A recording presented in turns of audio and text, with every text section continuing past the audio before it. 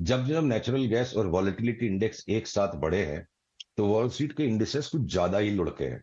तो एक तरफ अभी भी हमारे यहाँ बैंक निफ्टी और निफ्टी में जो इब्यूलियंस बना हुआ है, क्या पता बैंक निफ्टी 43,400 500 तक भी चली जाए, हमारी निफ्टी 18,200 250 तक भी चली जाए। सारे के सारे market lock in step hour by hour साथ में नहीं चलते, पर यूएस मार्केट्स में एक सिग्निफिकेंट टॉप लग चुका है। हो सकता है अगले 3 4 5 दिन में हमारी इंडिसेस भी उस तरह का टॉप बनाए। और अगर एक तरफा जोर का अगले 2 महीने का बड़ा ग्लोबल करेक्शन अगर आ गया, तो इसलिए मेरा यह अनुरोध है कि मैं मेरी औसत बुद्धि से, क्रूड का दाम घट जाएगा तो एशियन पेंट्स ले लूं, मैं उस तरह की थिंकिंग में अभी नहीं जाना चाहता हूं।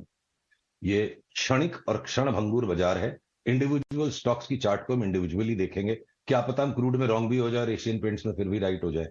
तो इफ देन बट वाली थिंकिंग मेरी औसत बुद्धि से बहुत ऊपर है। मैं अपने लिमिटेशंस में रहना चाहता हूं।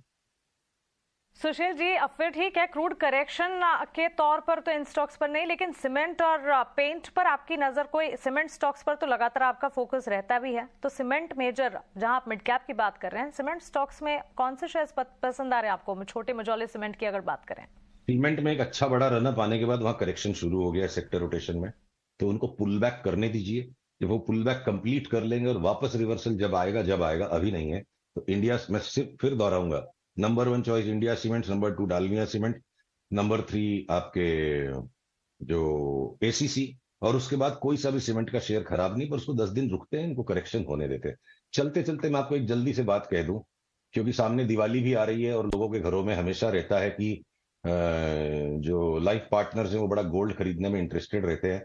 तो जाइए अपनी अपनी पत्नियों को और गर्लफ्रेंड्स को समझाइए कि थोड़े दिन रुक जाओ, 6 महीने 8 महीने, उतने ही पैसों में हम कम से कम 30% गोल्ड ज्यादा खरीदेंगे, क्योंकि 20 से 25% का गोल्ड में करेक्शन की चार्ट शुरू हो गई है।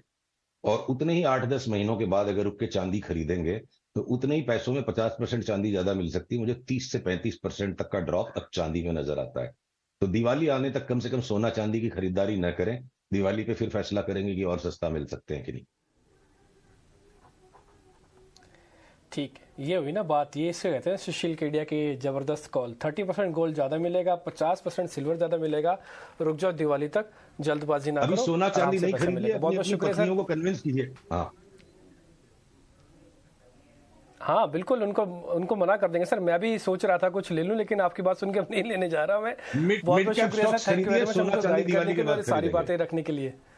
प्लेजर। डन सर, फिक्स है सर, बिल्कुल फिक्स है। बहुत शुक्रिया sir, thank you very much समय देने के लिए। अच्छा लगा आपसे बातचीत करके, जल्दी मुलाकात होती है।